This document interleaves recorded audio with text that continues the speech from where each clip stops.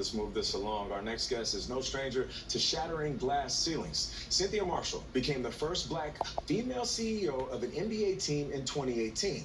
Dallas Mavericks owner Mark Cuban hired her to transform the team's toxic work culture. Under Marshall, the Mavericks leadership team is now 50% women and 47% people of color. Forbes has named her one of the world's 15 most inspiring female leaders, and Adweek called her one of the 30 most powerful women in sports. But here's the thing, she has broken barriers all her life. Marshall was the first black president in her high school and the first black cheerleader at UC Berkeley. And in her new book, You've Been Chosen, Thriving Through the Unexpected, Marshall shares personal stories of resilience that help shape who she is today. Cynt Marshall joins us right now. Good morning. How are you doing? Good morning. I'm doing fabulous. How are you all doing? Doing well. Great. Thank you for joining us. Now, you were hired by Mark Cuban to help change the culture. Now, is this true that at the time you didn't really know much about basketball? And if that's the case, then why did he feel like you were the perfect person for the job? And yet she didn't know who Mark Cuban was. Okay. Right. I mean, I'm a basketball fan, but I didn't know the business of basketball. I did not know Mark Cuban, so don't judge me. I just didn't. But I know him now. Yeah. I know him now, and he knows me. Yeah. But I took it because it was an opportunity to make a difference. And when Mark laid out the position and he was very sincere about changing the culture, I had done similar work at AT&T, which is how he got my name.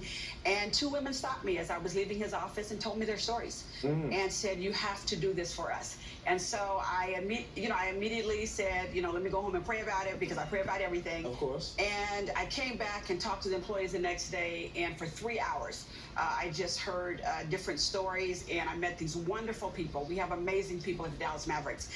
And I said yes. I said yes for the sisterhood, but it turned out to be for everybody. And so it's been an amazing experience with all these fabulous people working to make a great place to work. I don't take the credit for it at all. You've got the three principles of leadership that you live by: listen, learn, and love. Do I have those right? Yes, my 3 L's of leadership. Yes.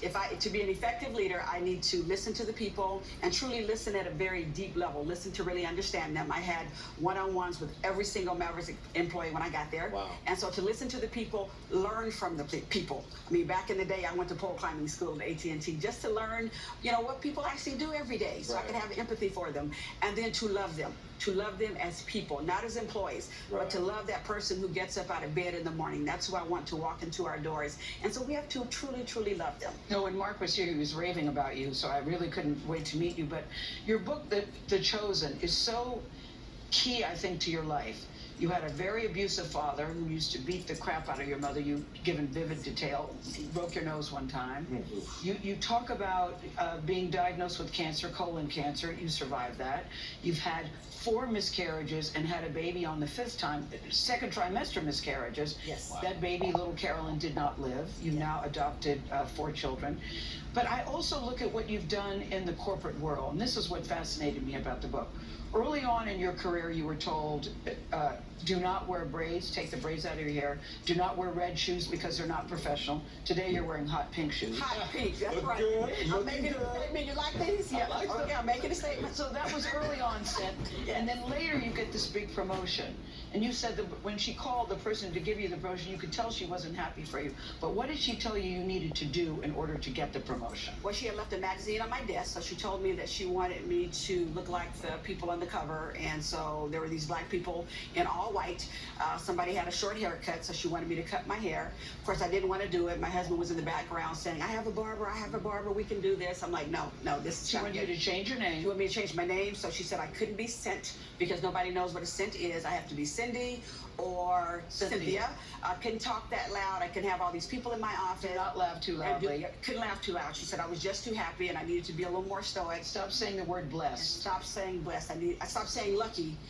Stop saying blessed, that I needed to say I was lucky. So when somebody tells you all of that, Cynt Marshall, when somebody tells you all of that, and you turn down the promotion, you said thanks, but no thanks. I had to. But when you've gotten all these obstacles to overcome, what keeps you so enthusiastic and so focused and so confident about what you do?